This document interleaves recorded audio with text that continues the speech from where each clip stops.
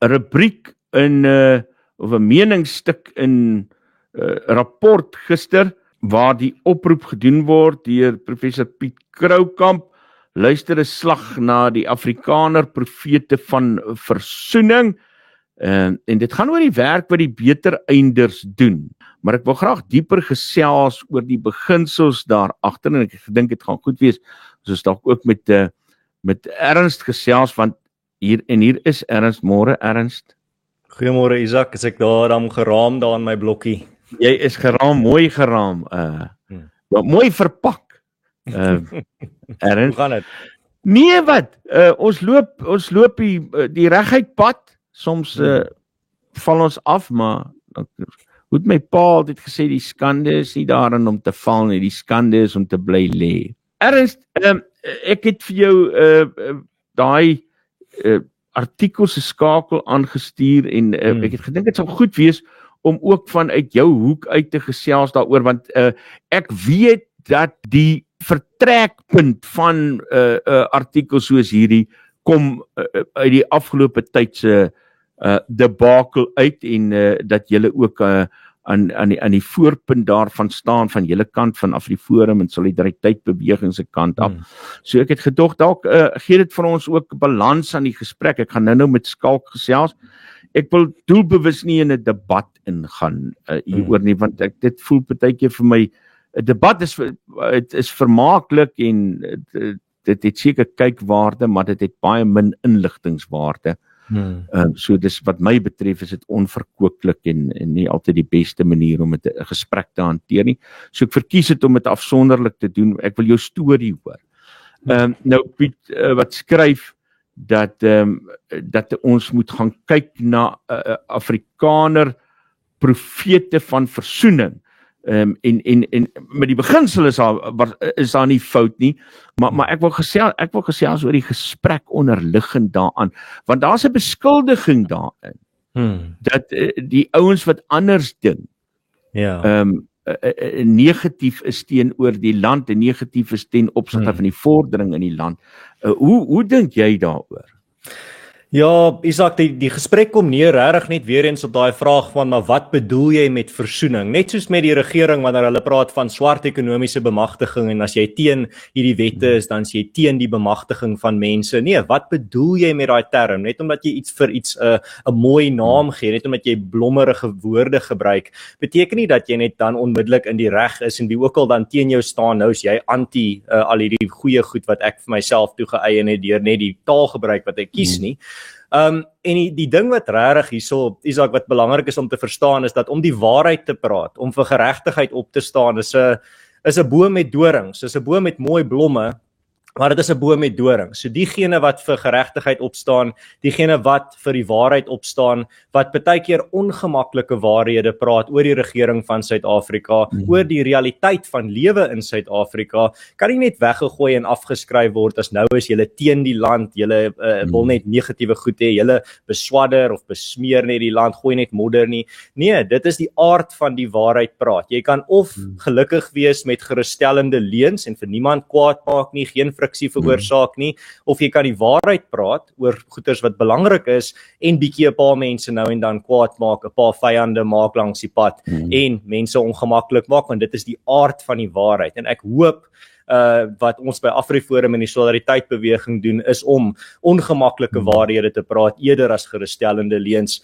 Net God sal weet in die groter prentjie of ons suksesvol sal wees met om meer mense in die gesprek in te trek, om bietjie meer oor die ongemaklike waarhede as oor die gerusstellende leuns te praat, maar om dit dan die debat te raam, soos ons nou vroeër gepraat het van om iets te raam, om die debat te raam as dit is die goeie ouens teen die slegte ouens, dit is die mense wat net vir al die goeie goed is en aan die ander kant is al die mense wat net wil terughinker na die verlede toe, die verkramptes. Ons ken al hierdie taal gebruik. Natuurlik gaan dit geraam word as die verligtes aan die een kant of die profete aan die een kant en die agterlike Neandertalle, die verkramptes aan die ander kant. Maar dit is net dood eenvoudig nie so nie. Dit is eintlik bietjie vreemd om te sien hoe mense so vol selfvertroue is dat hulle het absoluut die waarheid gevind en enigiemand wat nie met hulle saamstem met hulle narratief nie is natuurlik boos. Kom ek vra dit nou maar reguit vir jou. Is julle gekant teen versoening in die land? Het jy 'n issue met iets soos wat skakele doen? Weer eens kom ons kom by wat beteken versoening. Wel, versoening in die sin dat dit beteken wederwysige respek en erkenning tussen kulture en gemeenskappe. Natuurlik is AfriForum en die Solidariteit beweging pro dit, nie anti dit nie. Die tipe versoening wat ons teen is die tipe versoening wat baie mense my sien as jy nie die regering se leuns glo nie, as jy enigsins opstaan teen ongeregtighede wat teen jou gemeenskap gepleeg word, as jy jou stem dik maak teen raswette in hierdie land, as jy hardop sê dat kill the Boer is verkeerd, dis nie net 'n metafoor nie, dis immoreel, as jy sê dat plaasmoorde is 'n ernstige kwessie in hierdie land en nie net normale misdaad nie, daar's baie mense wat dink dan is jy in groot aanhalingstekens anti-versoening. Wel, ek glo nie in daai idee van versoening nie, maar dan beteken versoening slegs dat jy moet net nooit friksie veroorsaak nie. Moet net nooit asseblief enigiets sê wat die ondersteuners van die ANC of die regering gaan ontstel nie. Moet net nooit enigiets sê wat 'n debat gaan ontketen oor sake wat ongemaklik is nie. Wel, daai tipe versoening kan ek nie ondersteun nie, want dit is maar net gaan stil sit in die hoekie want jy wil nie enigsins mense ongemaklik of kwaad maak nie. Wel, baie keer soos ek vroeër gesê het, moet mense kwaad maak om die waarheid te praat. Moet baie mense ontstel om die waarheid te kan praat. Dit is die aard van die waarheid en baie keer is die waarheid baie ongemaklik. Soos die feit dat Suid-Afrika se regering een van die mees rasmal regerings in die wêreld is, wat diskrimineer teen ou mense, jong mense, kinders so jonk soos 9 jaar oud is die slagoffers van hulle rasse diskriminasie op sportvlak.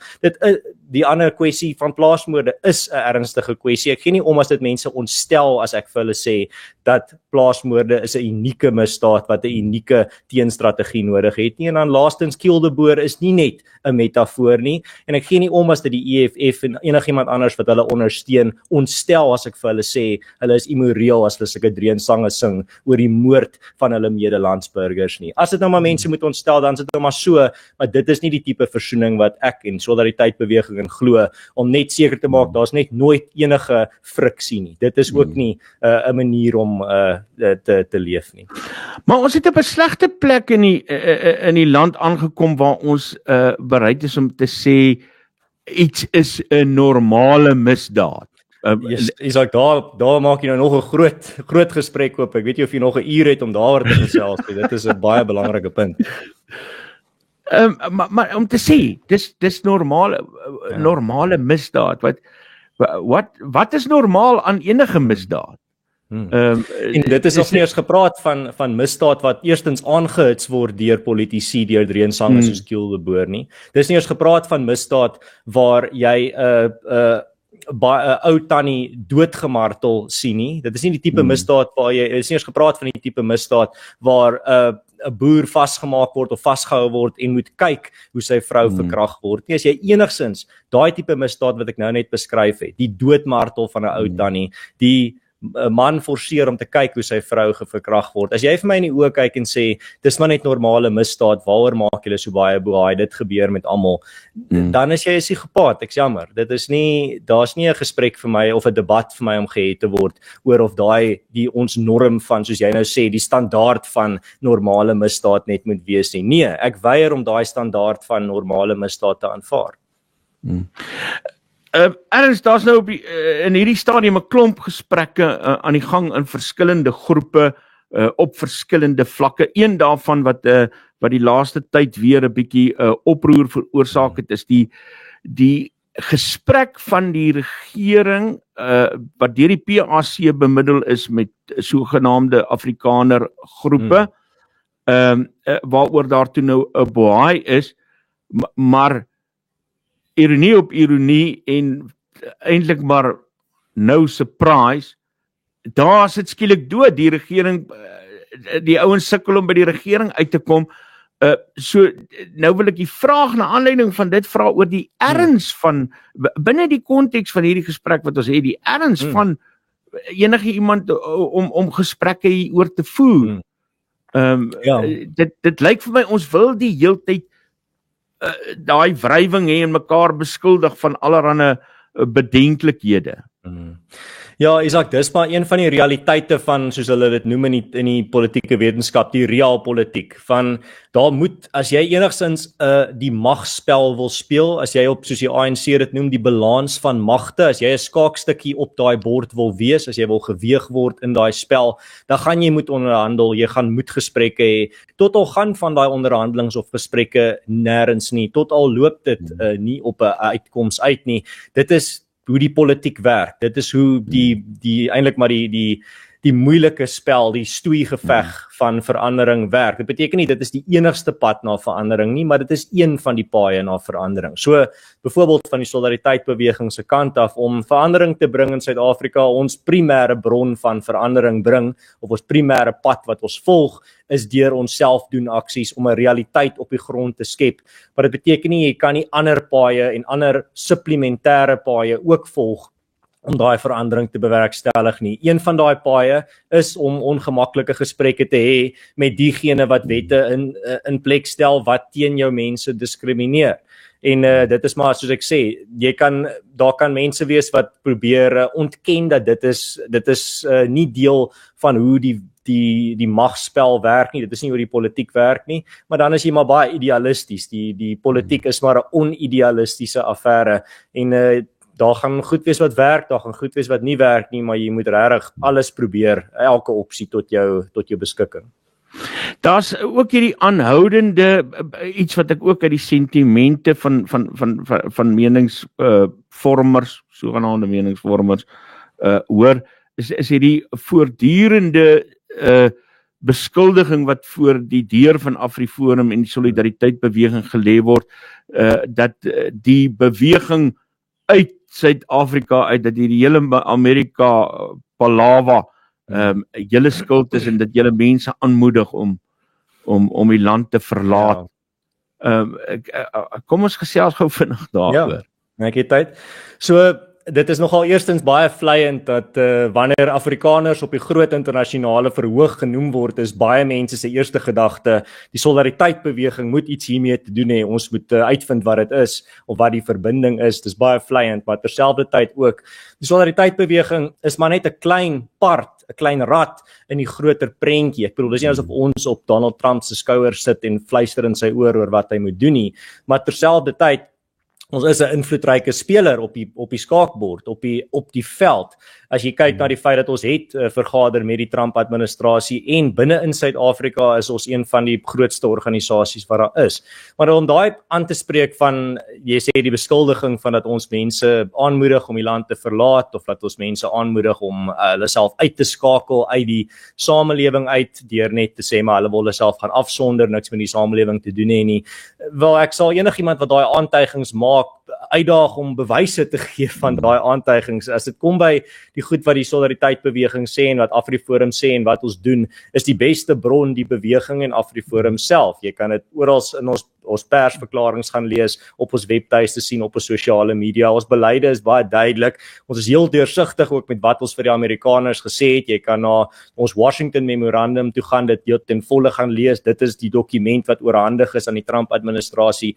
Maar ons boodskap of ons standpunt spesifiek oor mense wat die land verlaat is genuanceerd. Aan die een kant gaan ons nie diegene wat kies om te vlug of te immigreer aanval of beswadder of sê maar hulle is nou wat ook al lelike woord jy vir hulle wil noem nie.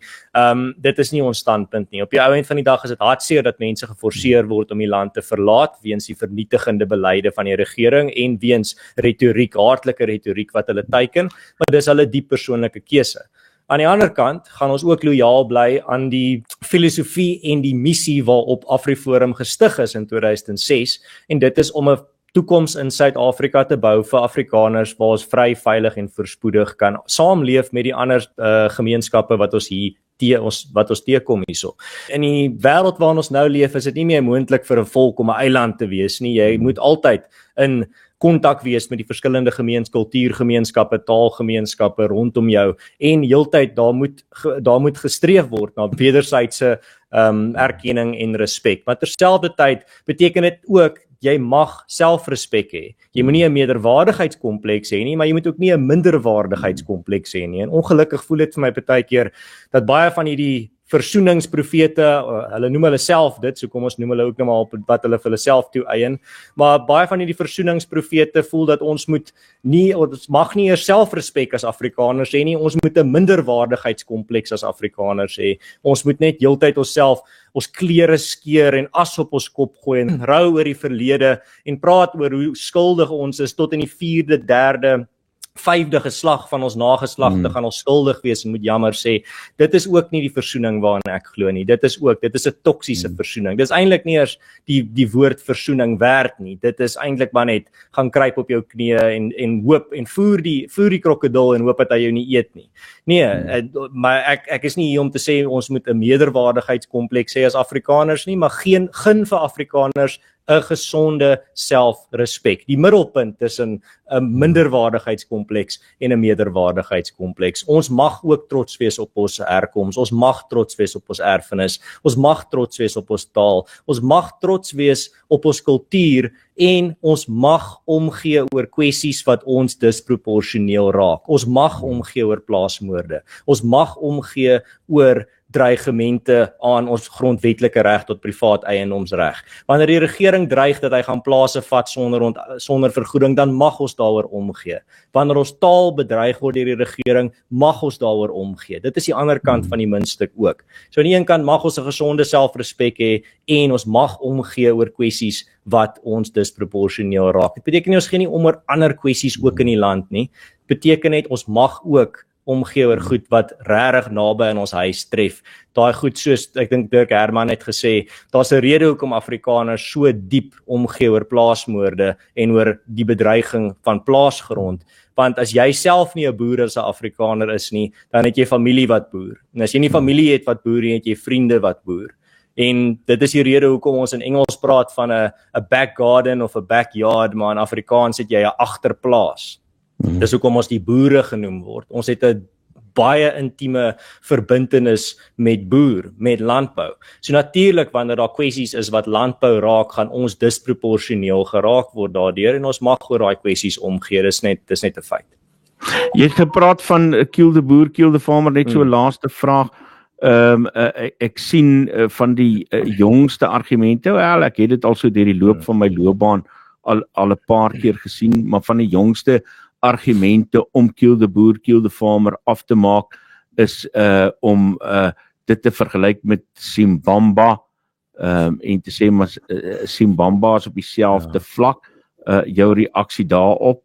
Ja, daar's net soveel verdraaiings daar buite. Isak, die liedjie Simbamba gaan oor om kinders te waarsku teen slange. Dit gaan oor wat jy moet doen as 'n swart mamba in jou huis gevind word. Jy moet hom trap op sy kop, dan is hy dood. Jy moet hom doodmaak, jy moet hom nie net los in jou huis nie.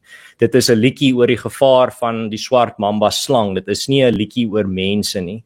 En enigiemand wat dit probeer verdraai is, maar net weer eens ek verstaan nie hierdie desperaatheid om ter ondersteuning en verdediging te haas van 'n dreensang wat roep vir die moord van mense nie. Ek verstaan dit nie, Isak. Ek verstaan nie hoekom mense hulle self uit asem hardloop en haas om hierdie vieslike dreensang te probeer verdedig met enige manier wat hulle kan nie. Of hulle nou moet leuns vertel, of hulle die waarheid moet verdraai, of hulle self moet in die vorm van 'n pretzel verdraai, verwrong.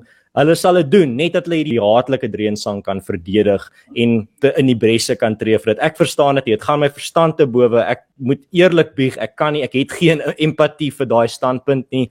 Ek kan nie myself in daai persoon se skoene sit nie. Ek kan nie verstaan hoekom jy dit wil doen nie. Dis Ernst van Sail van AfriForum wat so gesels. Ernst, dankie dat jy vir ons tyd gemaak het. Alles vir die beste. Ja, ek hoop jou gehoor het ook 'n lekker dag. Groetnis. Ernst van Sail. 'n breed jong man. Ek bedoel nou nie jong man, ek bedoel omdat hy is immers nog jong. Hy het nie plooie nie. Maar daar's niks, kyk, hy het 'n brein aan hom nie. Baie ouens wat ook al hier op die program gesê het, hy was slim jong man. En ek dink hy speel 'n mooi rol in ons land. Nog 'n man.